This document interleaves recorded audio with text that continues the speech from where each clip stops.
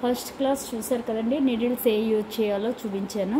సెకండ్ది chain stitch ఎలా వేయాలి చూపించాను కదా.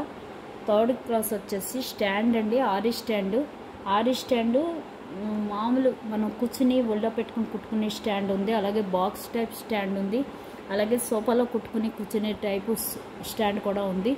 వీటిలన్నిటిలోకి సోఫాలో కూర్చుని కుట్టుకునే టైప్ స్టాండ్ అయితే చాలా బాగుంది.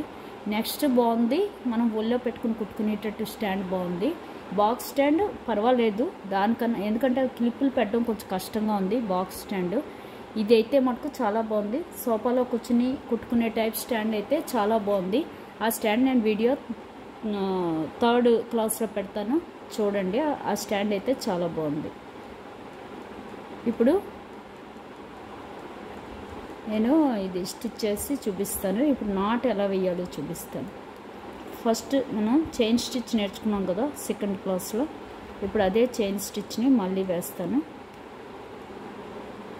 దేనికైనా ఫస్ట్ చైన్ స్టిచ్ అండి.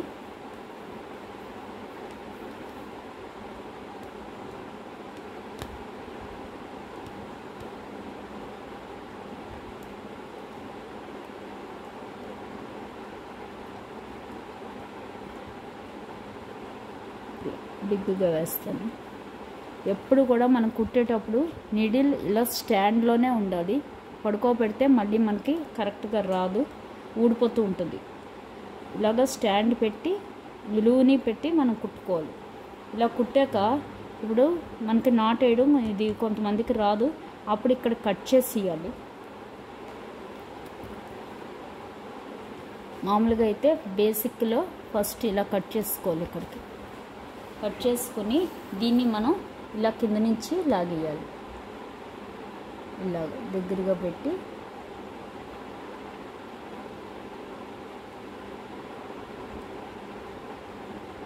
ఇలా లాగేయండి. ఇది నాట్ అయిపోతుంది. చూసారు కదా, మళ్ళీ చూపిస్తాను. ఇది బేసిక్ ఫస్ట్ మనం నేర్చుకునే వరకు కూడా ఇది పనికొస్తుంది. కానీ ఇది కరెక్ట్ కాదండి, నాట్ ఉంటుంది, ఎండ్ నాటు, అది కూడా చూపిస్తాను. ఫస్ట్ అయితే ఇలాగ ప్రాక్టీస్ చేయండి. ఫస్ట్ మనం చైన్ స్టిచ్ మీద ప్రాక్టీస్ చేయాలి, అప్పుడే తర్వాతే నాటు. చూసారు కదా, ఇలాగ మనం కుట్టుకుంటూ వెళ్ళిపోవాలి.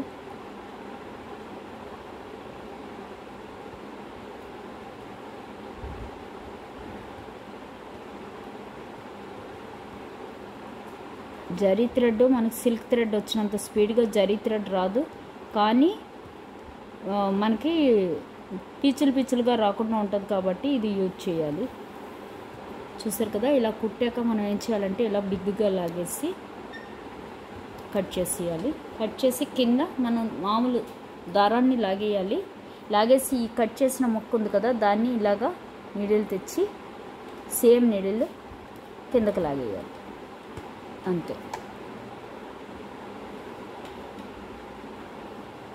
చూసారు కదా, ఇది చైన్ స్టిచ్.